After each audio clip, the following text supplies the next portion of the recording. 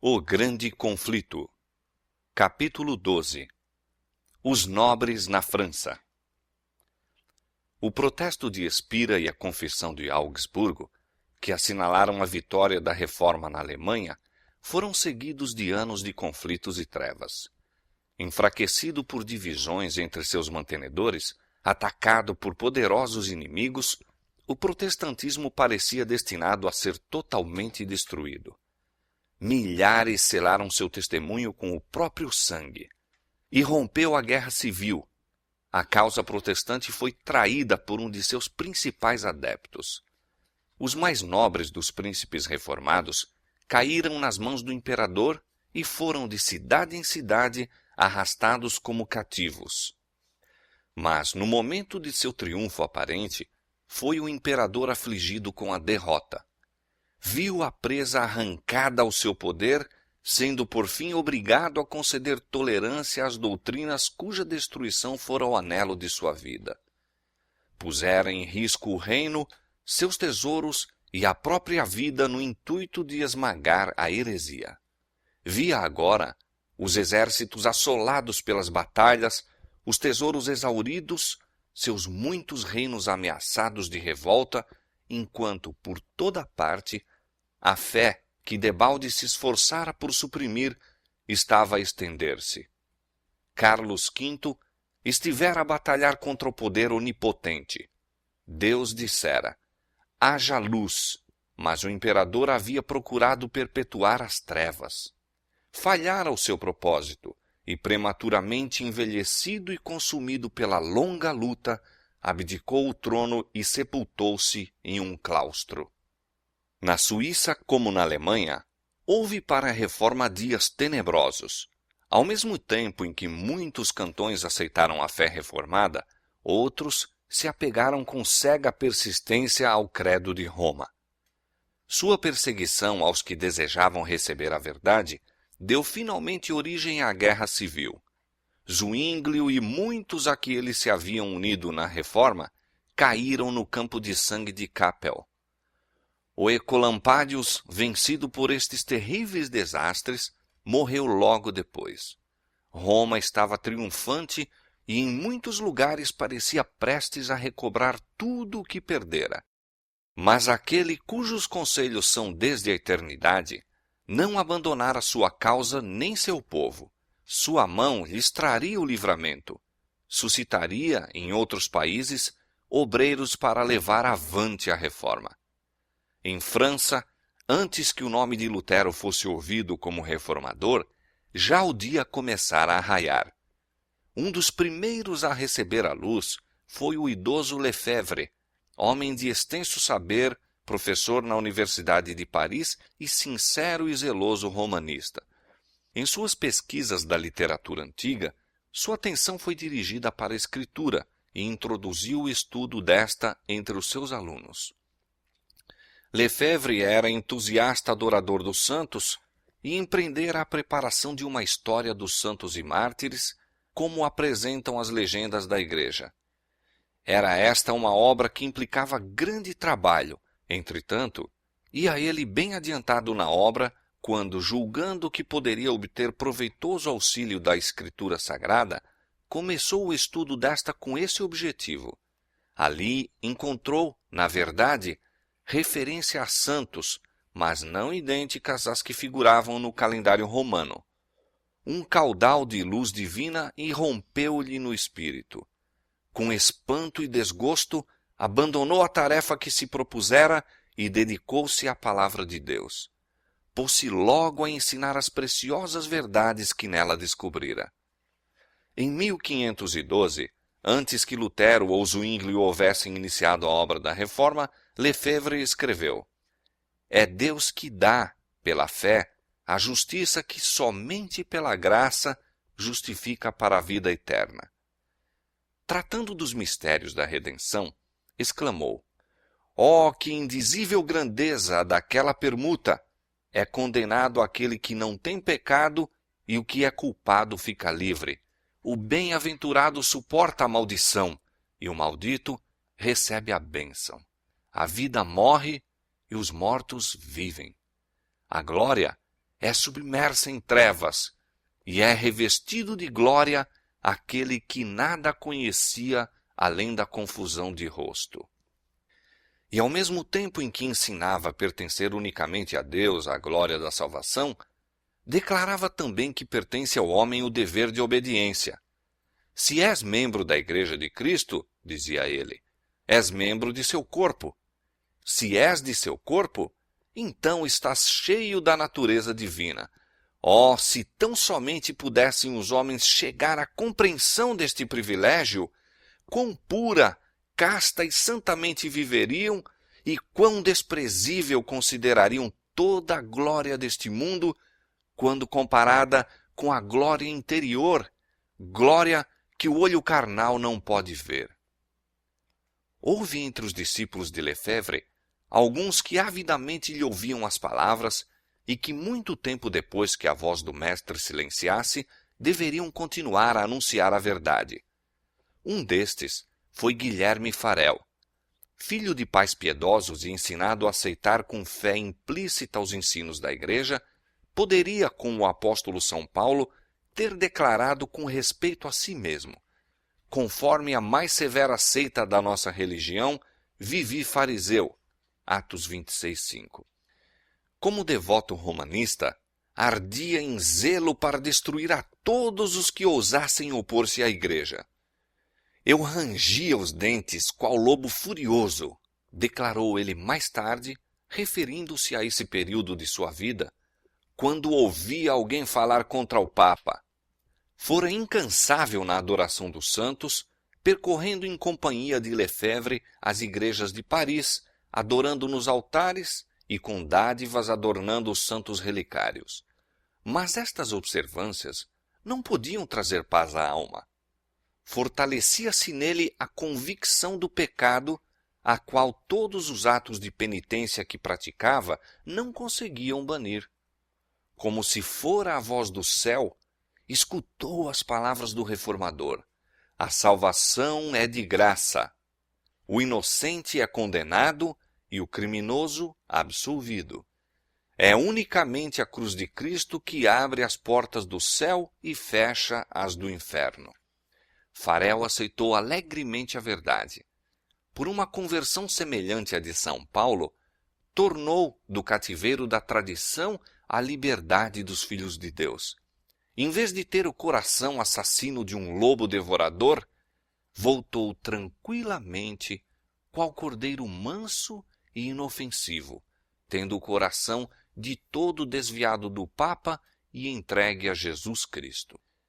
Enquanto Lefebvre continuava a propagar a luz entre seus discípulos, Farel, tão zeloso na causa de Cristo como fora na do Papa, saiu para anunciar a verdade em público.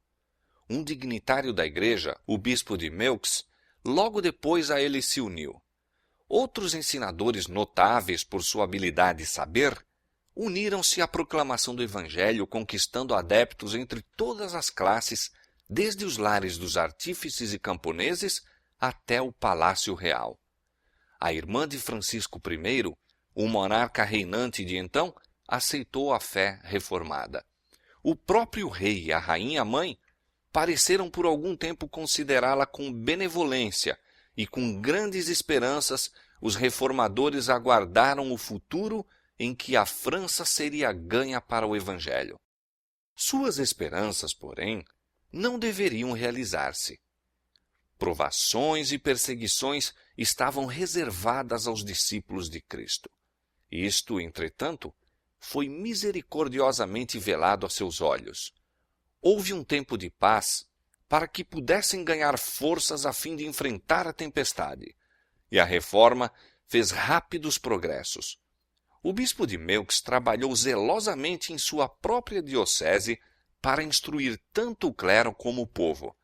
Removiam-se padres ignorantes e imorais, e tanto quanto possível eram substituídos por homens de saber e piedade. O bispo desejava grandemente que seu povo, por si mesmo, tivesse acesso à palavra de Deus, e isto foi logo cumprido. Lefebvre empreendeu a tradução do Novo Testamento, e ao mesmo tempo em que a Bíblia alemã de Lutero saía do prelo em Wittenberg, era publicado o Novo Testamento em francês, em Meaux.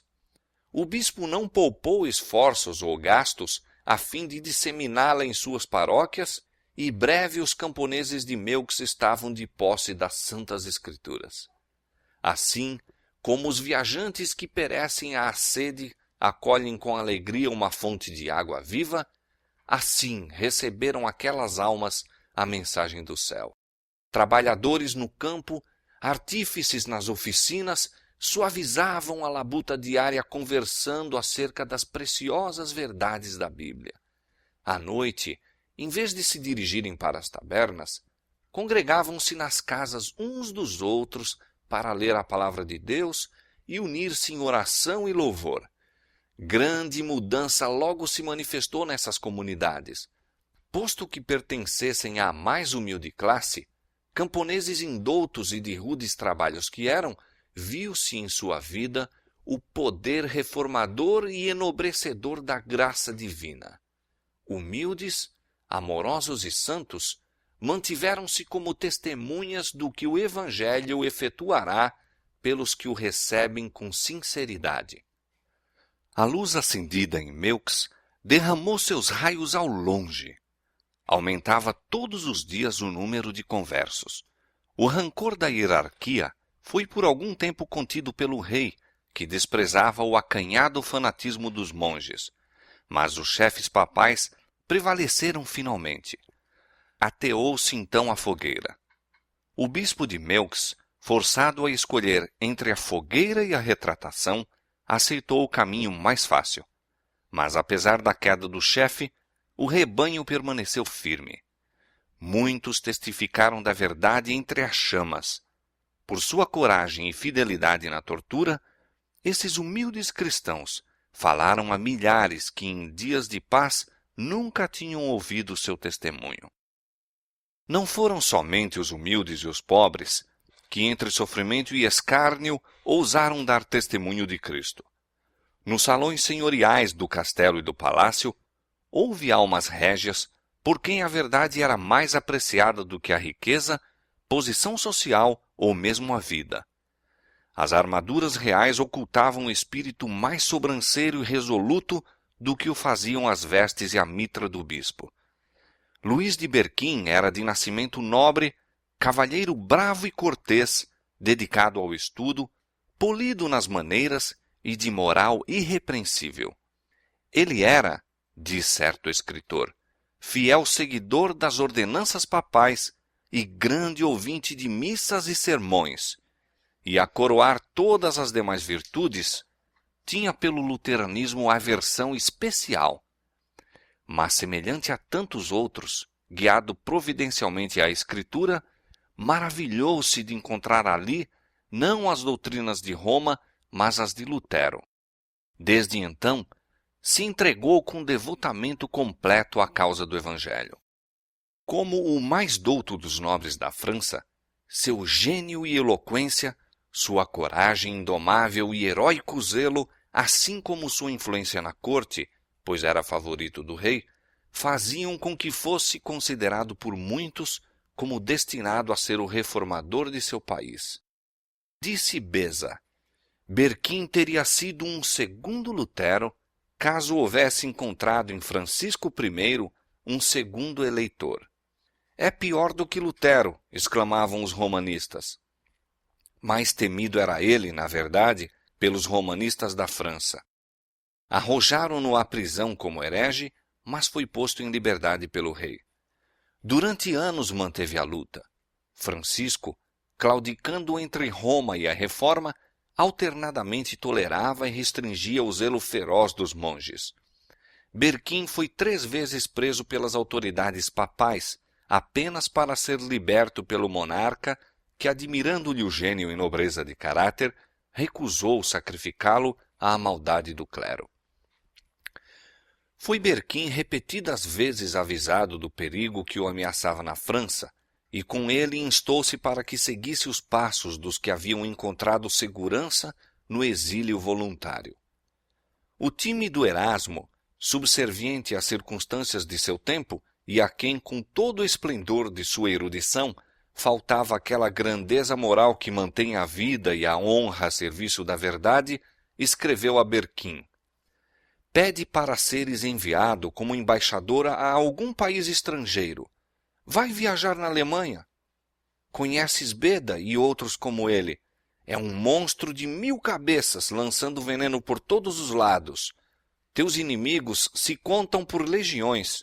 Fosse a tua causa melhor do que a de Jesus Cristo, e não te deixariam ir antes de te haverem miseravelmente destruído. Não confies na proteção do rei. Seja como for, não me comprometas com a faculdade de teologia. Mas, intensificando-se os perigos, o zelo de Berquim apenas se tornou mais forte. Assim, longe de adotar o expediente egoísta sugerido por Erasmo, decidiu-se a medidas ainda mais ousadas.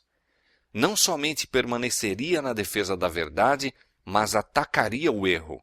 A acusação de heresia que os romanistas estavam procurando firmar contra ele, volvê-la-ia contra eles próprios.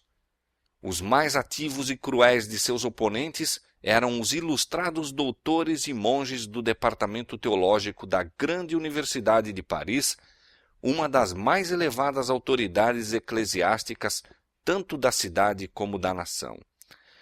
Dos escritos desses doutores, Berquim tirou 12 proposições que publicamente declarou em oposição à Bíblia e heréticas e apelou para o rei no sentido de agir como juiz na controvérsia. Não repugnando ao monarca pôr em contraste a força e agudeza dos campeões rivais, e contente com a oportunidade de humilhar o orgulho dos altivos monges, mandou aos romanistas que defendessem sua causa pela Escritura Sagrada. Esta arma, bem o sabiam, pouco lhes adiantaria. A prisão, a tortura e a fogueira eram as armas que melhor sabiam manejar. Agora, a situação estava invertida, e viam-se prestes a cair no fosso em que haviam esperado submergir Berquim. Perplexos, procuravam em torno um meio de escape. Exatamente por este tempo, uma imagem da Virgem apareceu mutilada na esquina de uma das ruas. Houve grande agitação na cidade. Multidões de pessoas se ajuntaram no local com expressões de lamento e indignação. O rei também ficou profundamente abalado. Ali estava uma circunstância de que os monges se poderiam valer e apressaram-se em aproveitar-se dela. São estes os frutos das doutrinas de Berquim, exclamavam. Tudo está a ponto de ser subvertido. Religião, leis, o próprio trono, por essa conspiração luterana. De novo foi preso Berquim. O rei saiu de Paris e os monges ficaram assim livres para agir à vontade. O reformador foi julgado e condenado à morte, e receosos de que Francisco mesmo então se interpusesse para salvá-lo, a sentença foi executada no próprio dia em que fora pronunciada. Ao meio-dia, Berquim foi conduzido ao lugar fatal. Imensa multidão se reunira para testemunhar o acontecimento, e ali estavam muitos que viram com espanto e temor que a vítima fora escolhida dentre as melhores, mais valorosas e nobres famílias da França. Espanto, ira, escárnio e ódio fidalgal entenebreciam o rosto daquela multidão agitada. Mas sobre um único semblante nenhuma sombra pairava. Os pensamentos do mártir estavam longe daquela cena de tumulto. Estava cônscio apenas da presença de seu senhor. O hediondo carro enlameado em que ia, o rosto carregado de seus perseguidores, a morte terrível para a qual caminhava, não os tomava ele em consideração. Estava a seu lado aquele que vive e foi morto e vivo estará para sempre, e tem as chaves da morte e do inferno.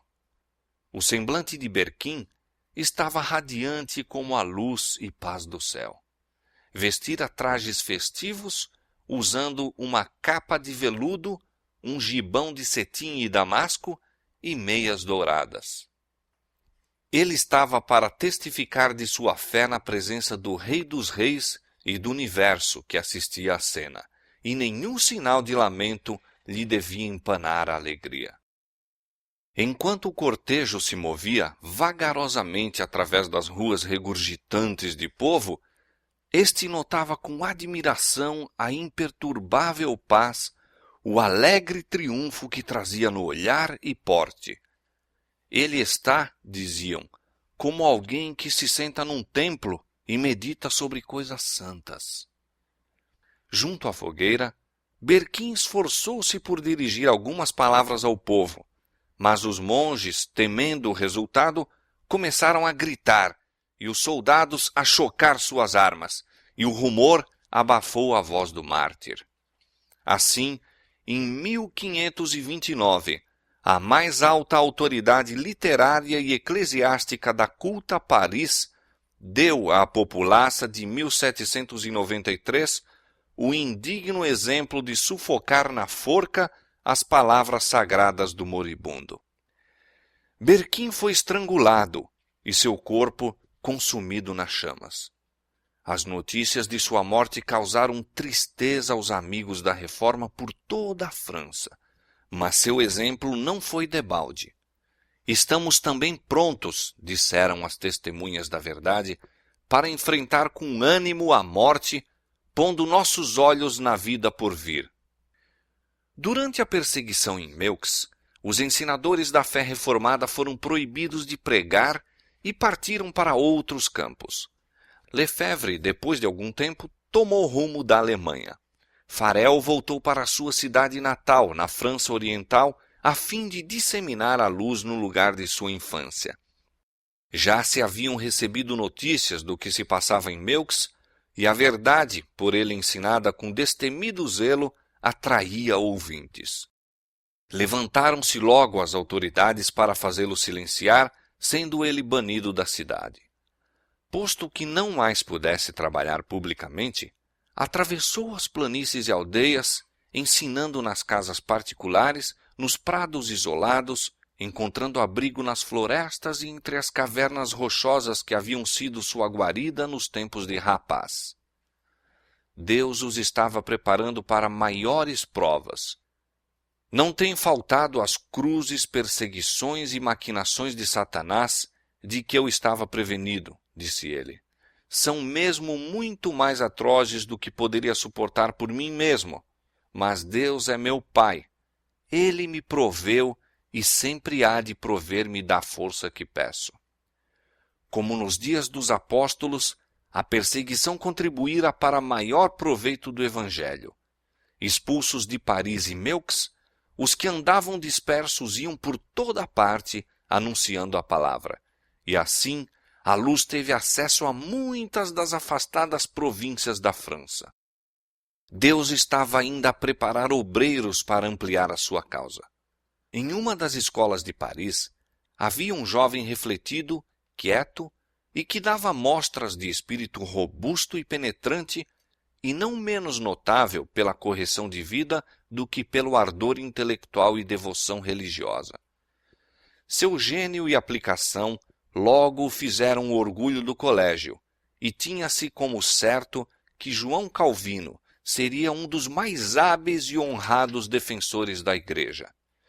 Mas um raio de luz divina penetrou até o próprio interior das paredes do escolasticismo e superstição em que se achava Calvino encerrado.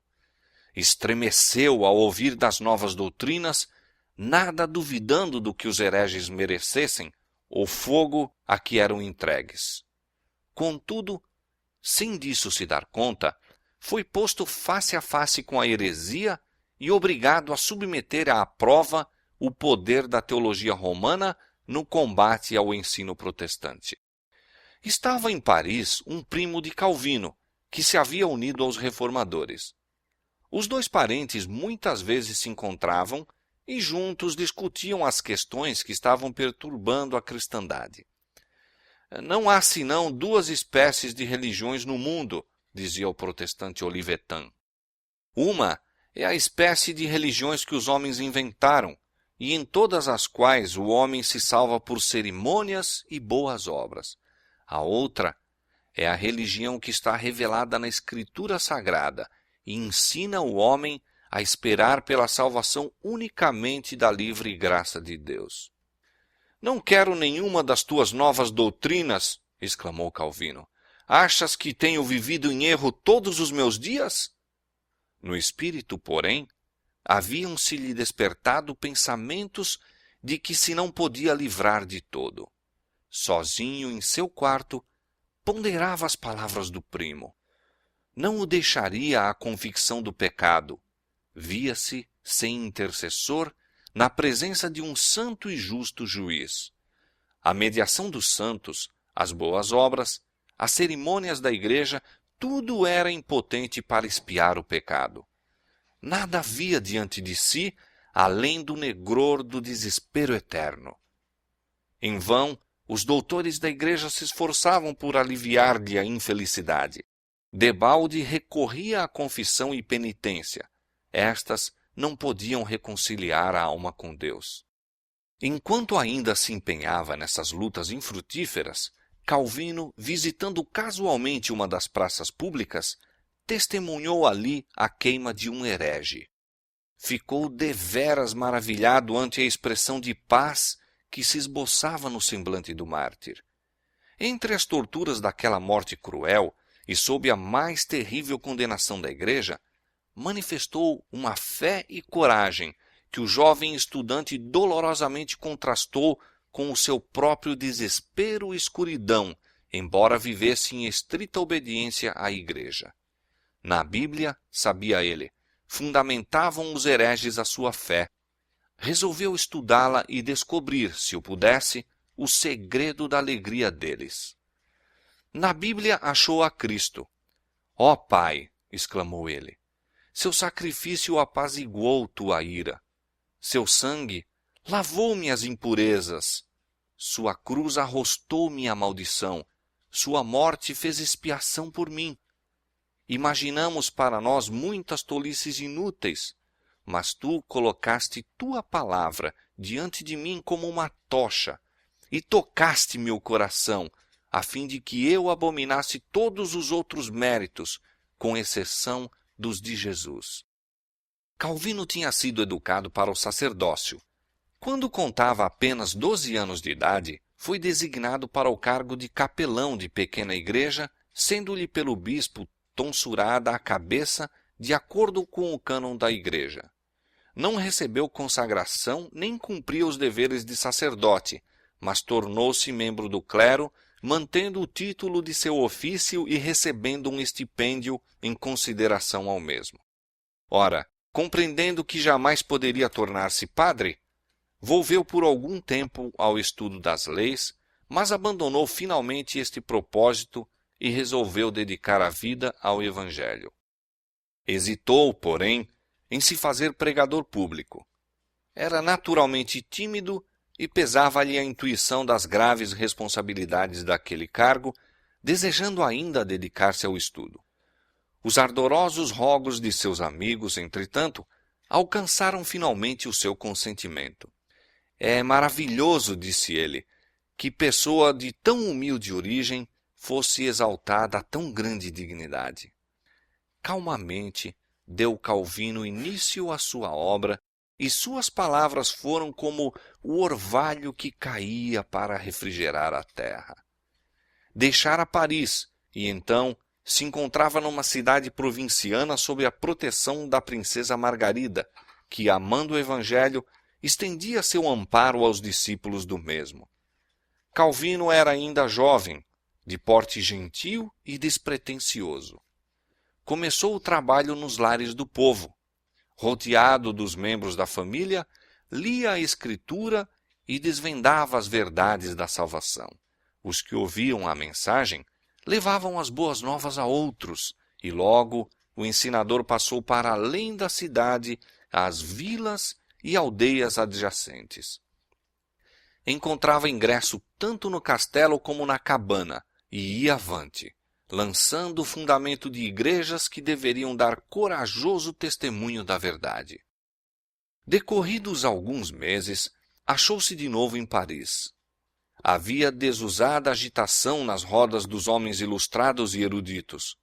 O estudo das línguas antigas conduzira os homens à Bíblia, e muitos cujo coração não fora tocado pelas suas verdades discutiam-nas avidamente, dando o mesmo combate aos campeões do romanismo.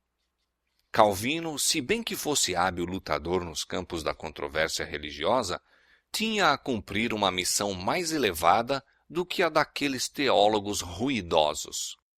O espírito dos homens estava agitado e esse era o tempo para lhes desvendar a verdade.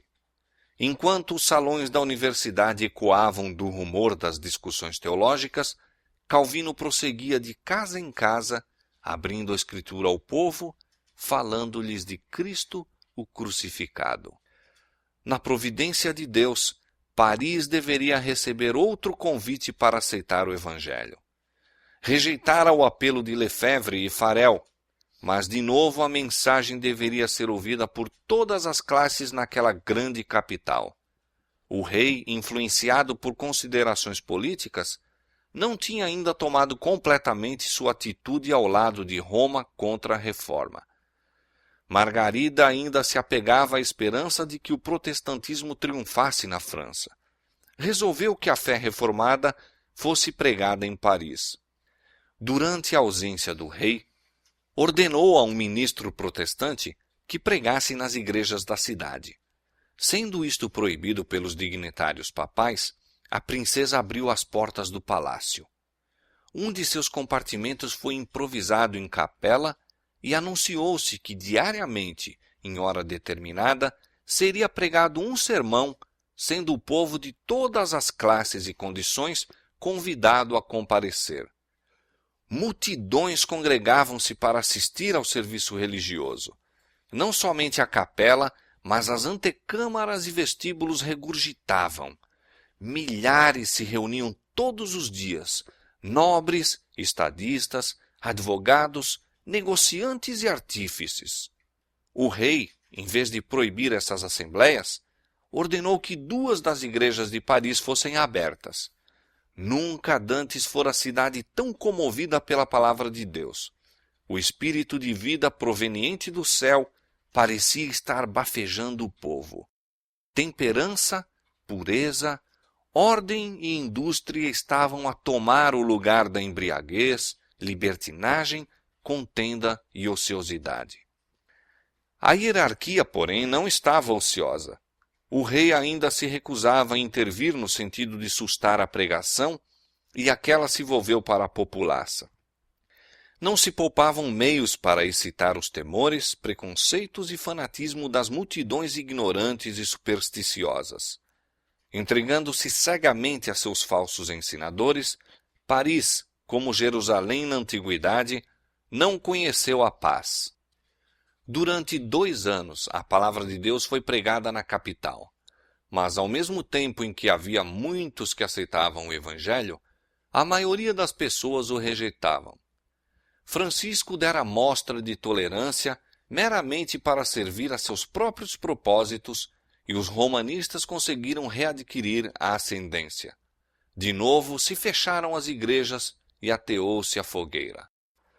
Calvino ainda estava em Paris, preparando-se pelo estudo, meditação e oração para os seus futuros labores e continuando a disseminar a luz.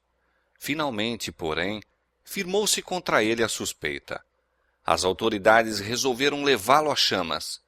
Considerando-se seguro em sua reclusão, não tinha ideia do perigo quando amigos vieram precipitadamente a seu quarto com as notícias de que oficiais estavam a caminho para prendê-lo.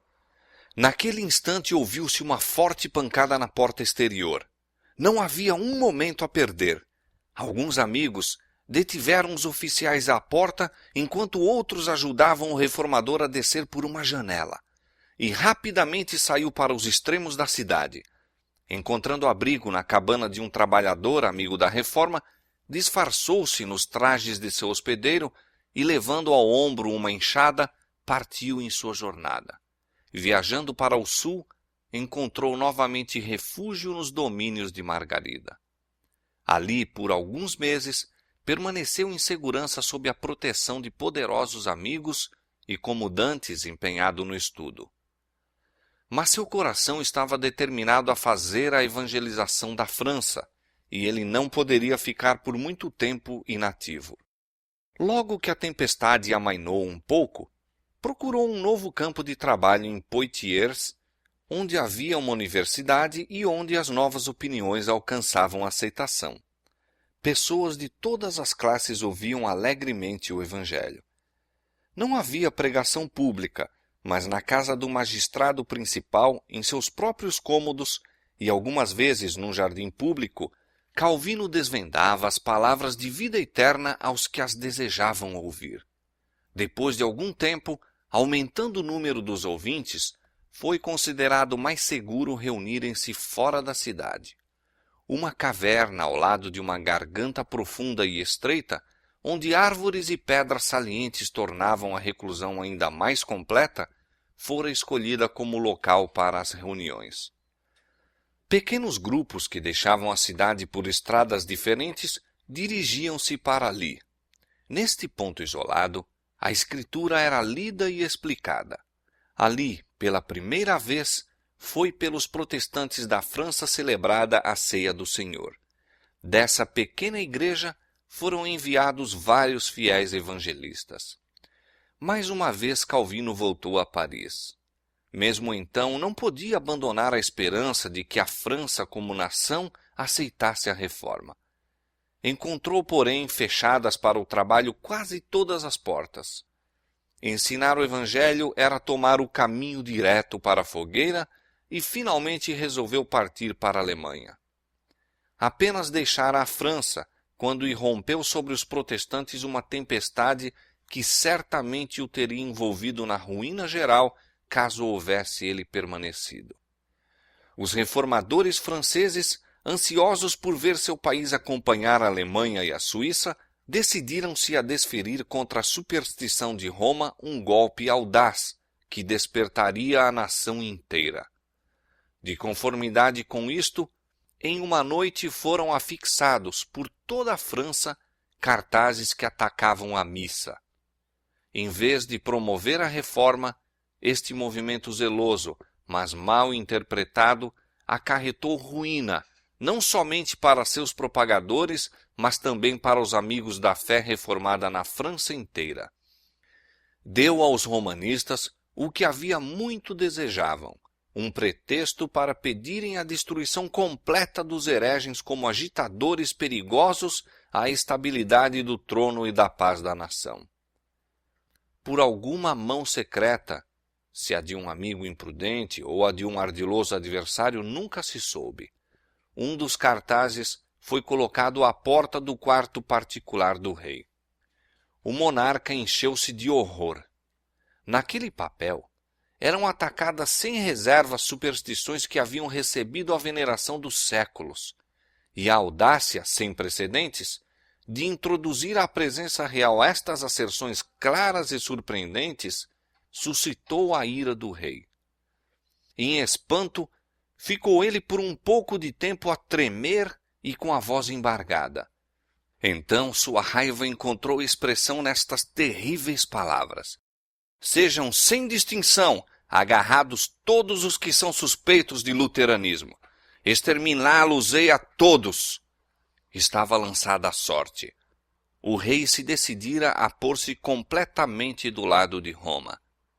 De pronto, foram tomadas medidas para a prisão de todos os luteranos em Paris.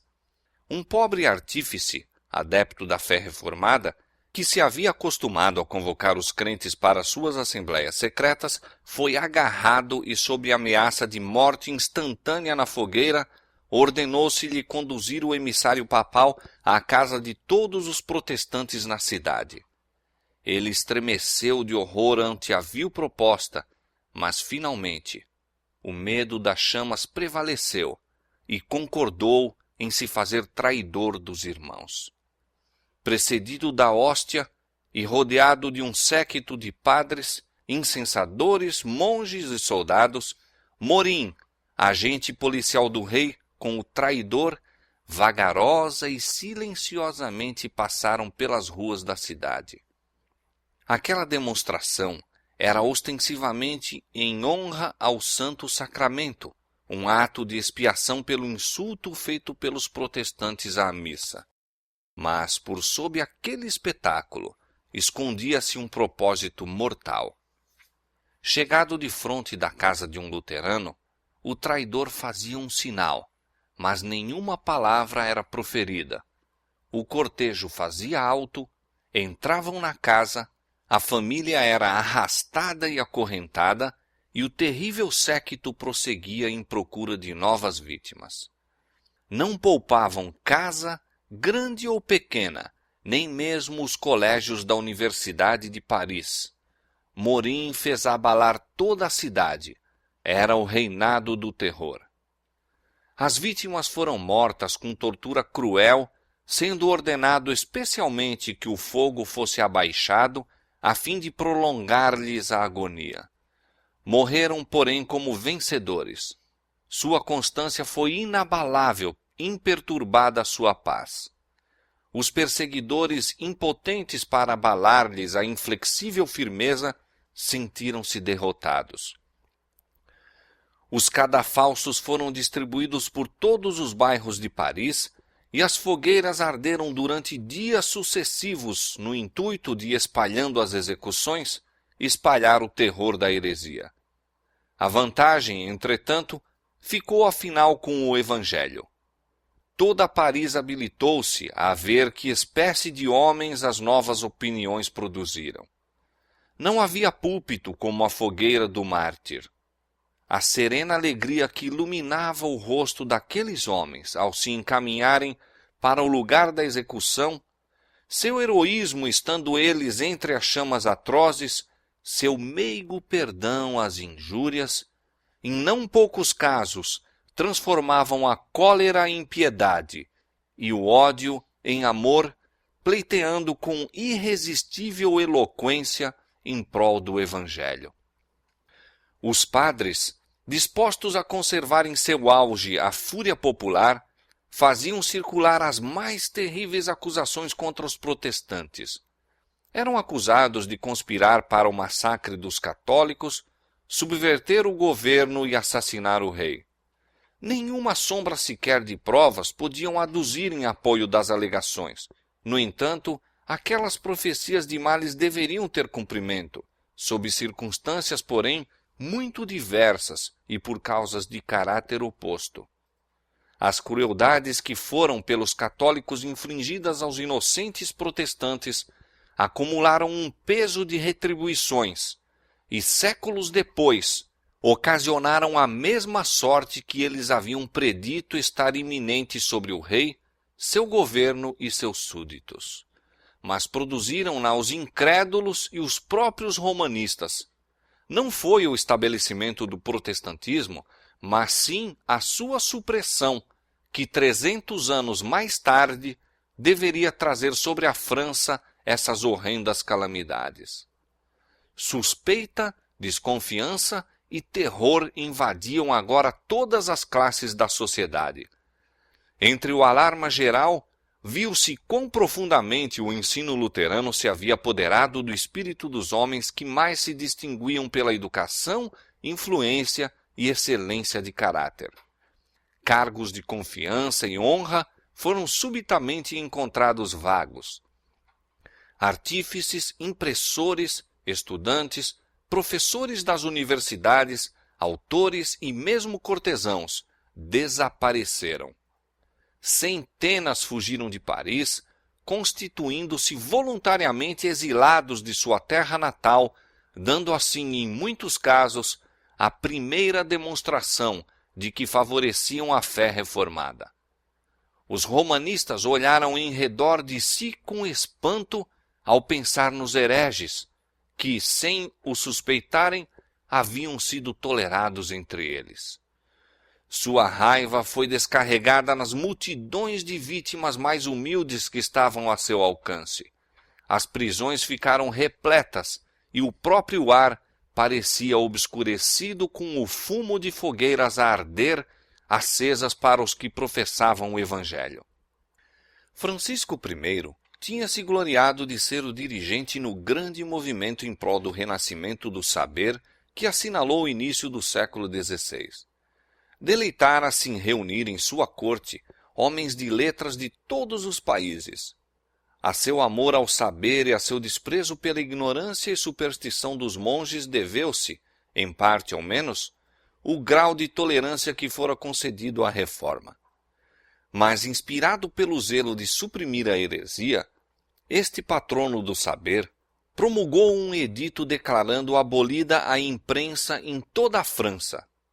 Francisco I apresenta um exemplo entre muitos registrados, os quais mostram que a cultura intelectual não é salvaguarda contra a intolerância e perseguição religiosas. A França, mediante cerimônia solene e pública, deveria entregar-se completamente à destruição do protestantismo. Os padres exigiram que a afronta feita aos altos céus, com a condenação da missa, fosse expiada com sangue e que o rei, em favor de seu povo, desse publicamente sua sanção à medonha obra. O dia 21 de janeiro de 1535 foi marcado para a terrível cerimônia. Haviam sido suscitados os supersticiosos temores e ódio fanático da nação inteira. Paris estava repleta de multidões que de todos os territórios circunjacentes enchiam suas ruas. Deveria iniciar-se o dia por meio de uma vasta e imponente procissão. Das casas ao longo do itinerário pendiam panos de luto e erguiam-se altares a intervalos. Diante de cada porta havia uma tocha acesa em honra ao Santo Sacramento. Antes de raiar o dia, formou-se a procissão no Palácio do Rei. Primeiramente vinham as bandeiras e cruzes das várias paróquias. A seguir, apareciam os cidadãos, caminhando 2 a 2 e levando tochas. Vinham então as 4 ordens de frades, cada qual em seus trajes peculiares. Seguia a vasta coleção de famosas relíquias. Após, cavalgavam senhorilmente eclesiásticos em suas vestes de púrpura e escarlate e com adornos de joias, uma exibição magnífica e resplandecente. A hóstia era levada pelo bispo de Paris sob magnificente pálio, carregado por 4 príncipes de sangue. Em seguida à hóstia caminhava o rei. Francisco I, naquele dia, não levava coroa nem vestes de estado. Com a cabeça descoberta, olhos fixos no chão, na mão um círio aceso, o rei da França aparecia em caráter de penitente. Em cada altar, ele se curvava em humilhação, não pelos vícios que lhe aviltavam a alma, nem pelo sangue inocente que lhe manchava as mãos, mas pelo pecado mortal de seus súditos que tinham ousado condenar a missa. Seguindo-se a ele, vinham a rainha e os dignitários do Estado, caminhando também 2 a 2, cada um com uma tocha acesa. Como parte das cerimônias do dia, o próprio monarca discursou aos altos oficiais do reino no grande salão do palácio do bispo. Com semblante triste apareceu perante eles e com palavras de eloquência comovedora deplorou o crime, a blasfêmia, o tempo de tristeza e desgraça que sobrevieram à nação. E apelou para todo súdito leal a que auxiliasse na extirpação da pestilente heresia que ameaçava de ruína a França. Tão verdadeiramente, senhores, como eu sou o vosso rei, disse ele, se eu soubesse estar um dos meus próprios membros manchado ou infectado com esta detestável podridão, eu o daria para que vós o cortasseis, e demais, se visse um de meus filhos contaminado por ela, não o pouparia. Eu mesmo o entregaria e sacrificaria a Deus. As lágrimas abafaram-lhe as palavras, e toda a assembleia chorou, exclamando em uníssono: Viveremos e morreremos pela religião católica. Terríveis se tornaram as trevas da nação que rejeitara a luz da verdade. A graça que traz a salvação havia aparecido, mas a França, depois de lhe contemplar o poder e santidade, depois de milhares terem sido atraídos por sua divina beleza, depois de cidades e aldeias terem sido iluminadas por seu fulgor, desviou-se, preferindo as trevas à luz. Haviam repudiado o dom celestial quando este lhes foi oferecido. Tinham chamado ao mal bem e ao bem mal, até serem vítimas voluntárias do próprio engano. Agora, ainda que efetivamente crescem que perseguindo ao povo de Deus estavam fazendo a obra divina, sua sinceridade não os inocentava.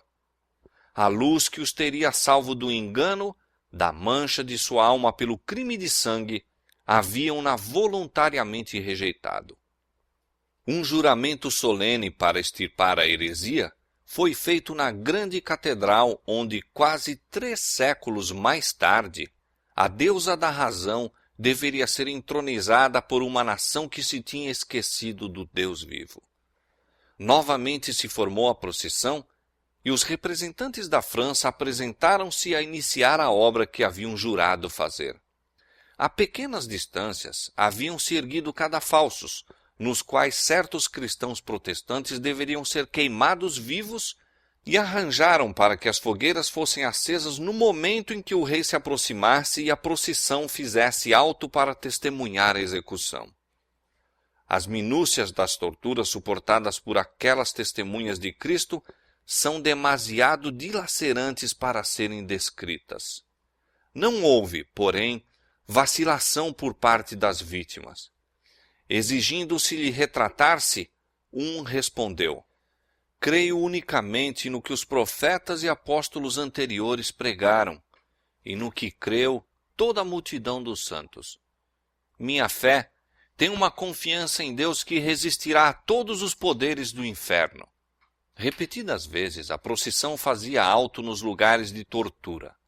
Atingindo o seu ponto de partida, no Palácio Real, a multidão dispersou-se, e o rei e os prelados retiraram-se, satisfeitos com as realizações do dia e exprimindo o desejo de que a obra, ora iniciada, continuasse até a completa destruição da heresia.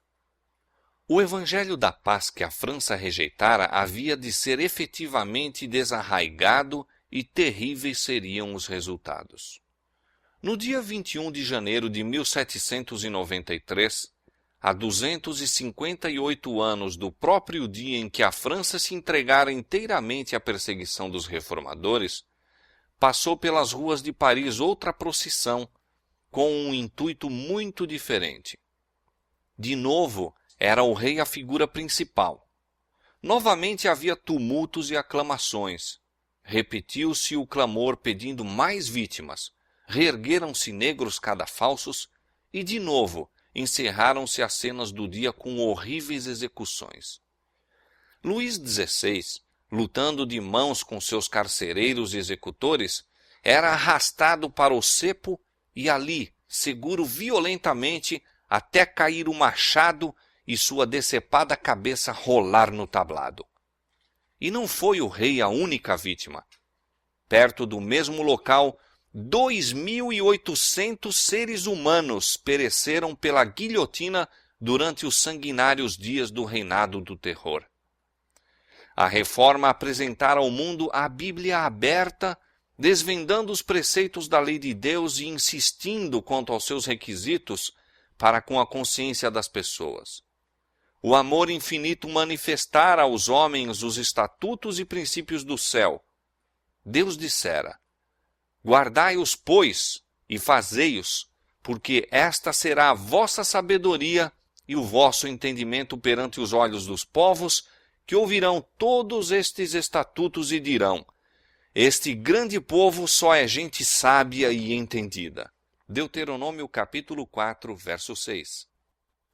Quando a França rejeitou a dádiva do céu, lançou as sementes da anarquia e ruína, e a inevitável operação de causa e efeito resultou na Revolução e no reinado do terror.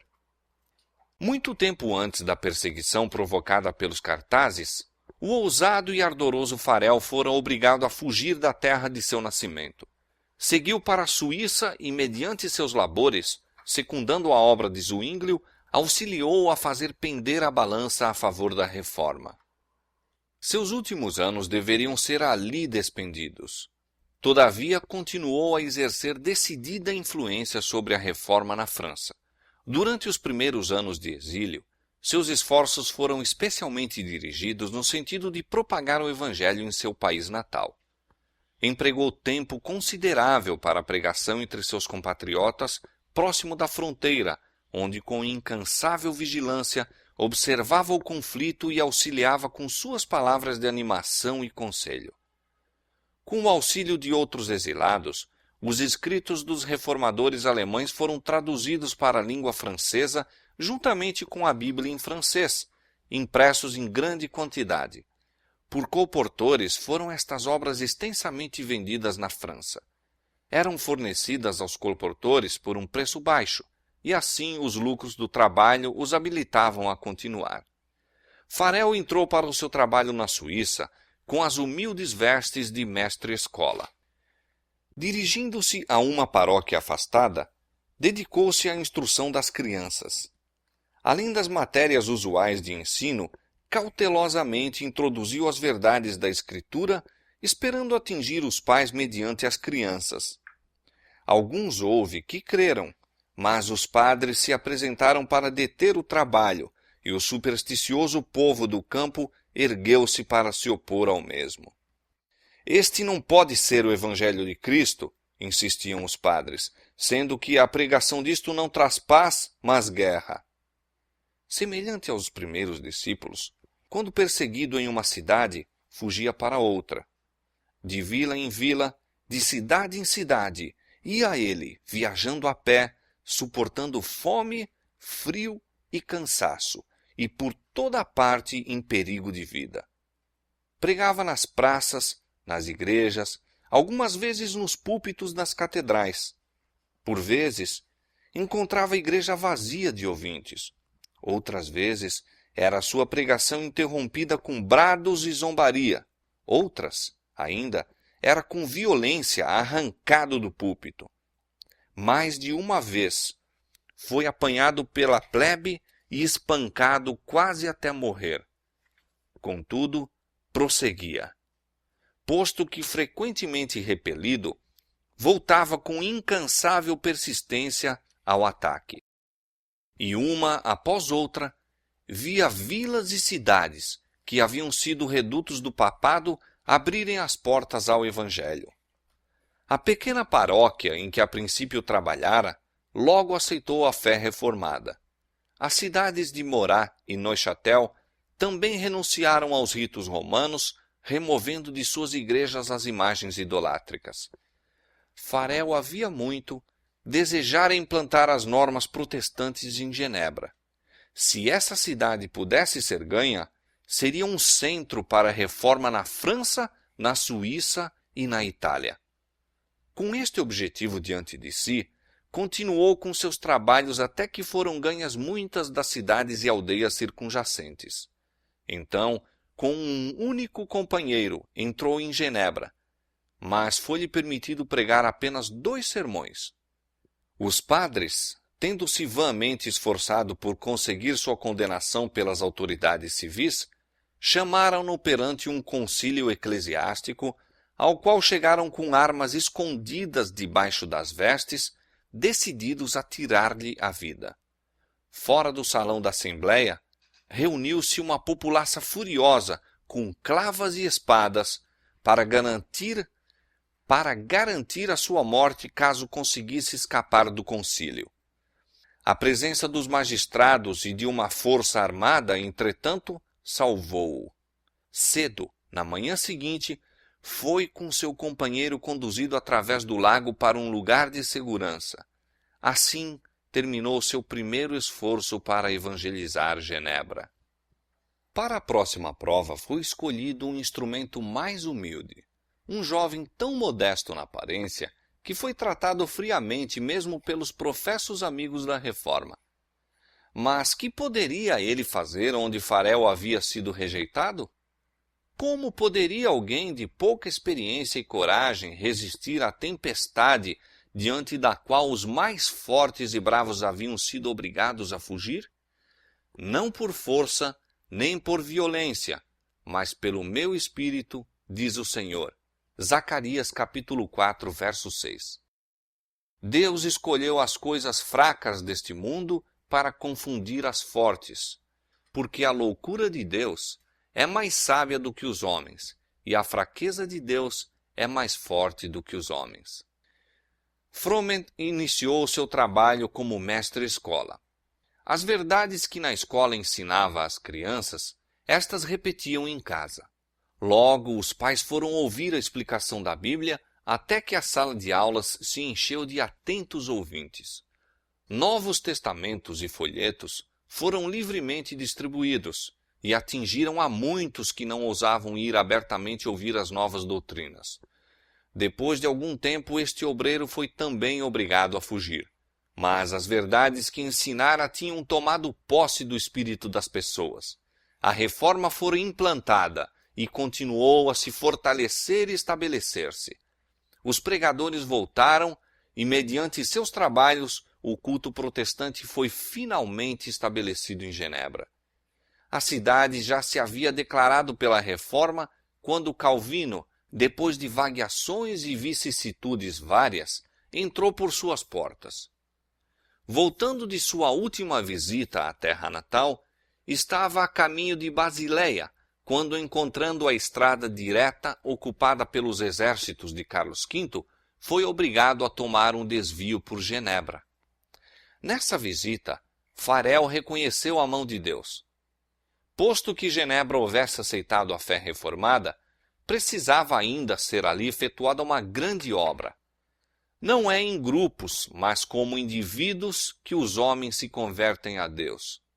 A obra de regeneração deve ser realizada no coração e consciência pelo poder do Espírito Santo e não pelos decretos dos concílios. Ao passo que o povo de Genebra repelia a autoridade de Roma, não se mostrava tão pronto para renunciar aos vícios que haviam florescido sob o seu domínio. Estabelecer ali os puros princípios do Evangelho e preparar esse povo para preencher dignamente a posição a que a providência parecia chamá-los não era fácil tarefa. Farel confiava em que houvesse encontrado em Calvino a pessoa que o pudesse assistir naquela obra. Em nome de Deus, conjurou solenemente o jovem evangelista a que ficasse e ali trabalhasse. Calvino recuou, alarmado.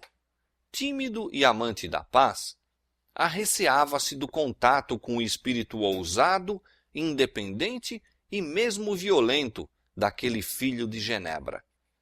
Sua debilidade de saúde, juntamente com seus hábitos de estudo, levaram-no a procurar o retiro. Crendo que pela pena melhor poderia servir à causa da reforma, desejou encontrar um silencioso retiro para o estudo e ali, pela imprensa, instruir e edificar as igrejas. A exortação solene de Farel veio-lhe, porém, como um chamado do céu e não ousou recusar-se.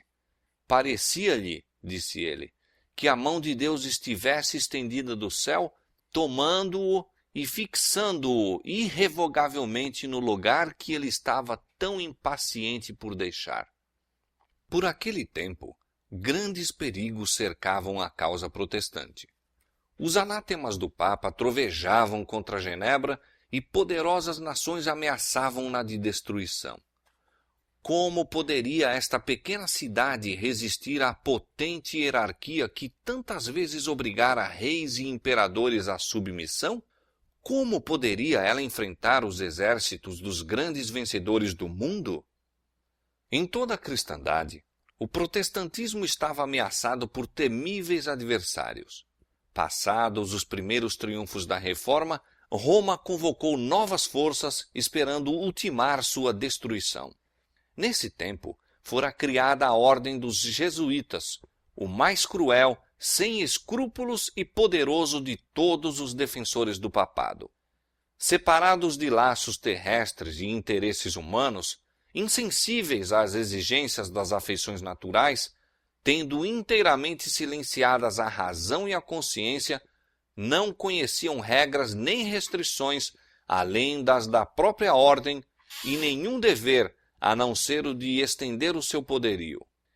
O Evangelho de Cristo havia habilitado seus adeptos a enfrentar o perigo e suportar sem desfalecer o sofrimento pelo frio, fome, labutas e pobreza, a fim de desfraldar a bandeira da verdade em face do instrumento de tortura, do calabouço e da fogueira.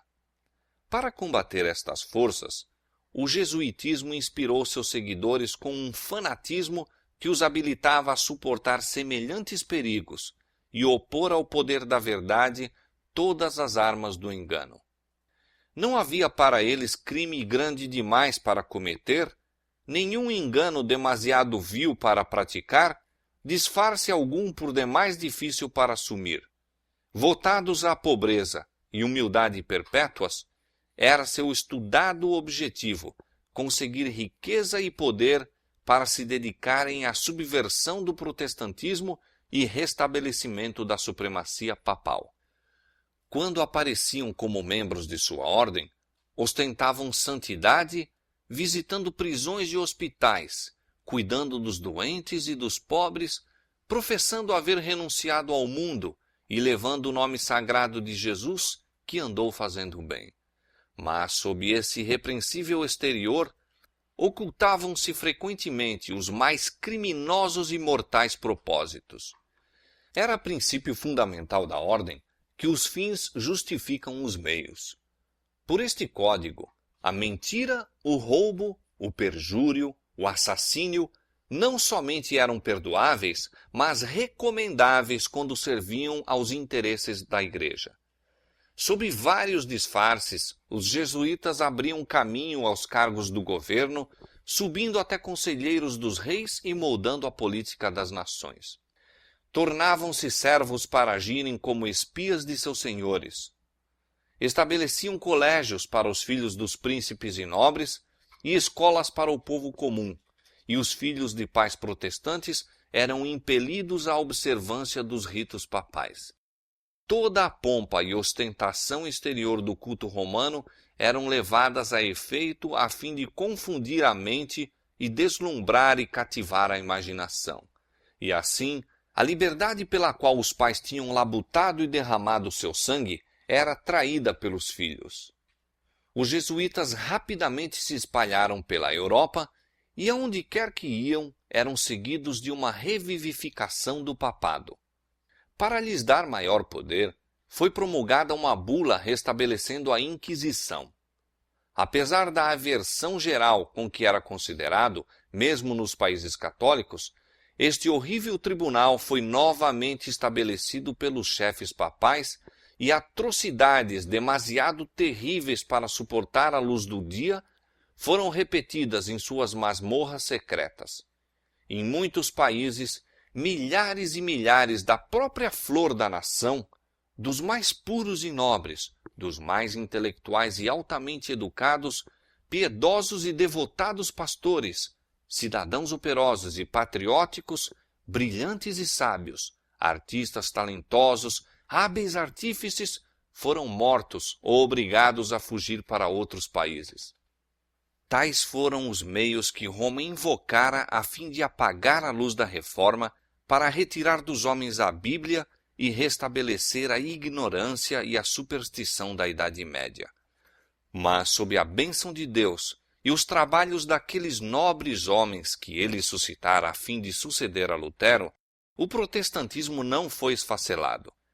Não lhe seria preciso dever a sua força ao favor ou às armas dos príncipes.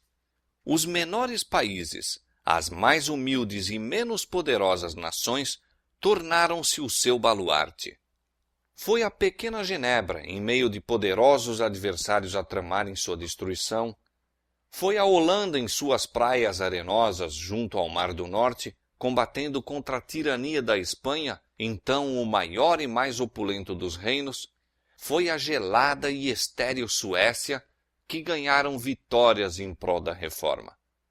Durante quase 30 anos, Calvino trabalhou em Genebra, primeiramente para estabelecer ali uma igreja que aderisse à moralidade da Bíblia e depois em prol do avançamento da reforma pela Europa toda.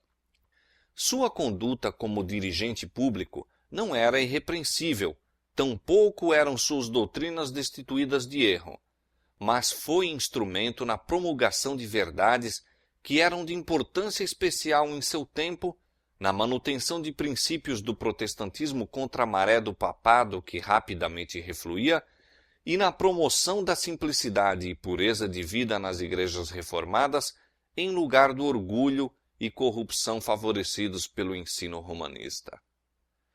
De Genebra saíram publicações e ensinadores para disseminar as doutrinas reformadas. Daquele ponto, os perseguidos de todos os países esperavam instrução, conselho e animação. A cidade de Calvino tornou-se um refúgio para os acossados reformadores de toda a Europa Ocidental.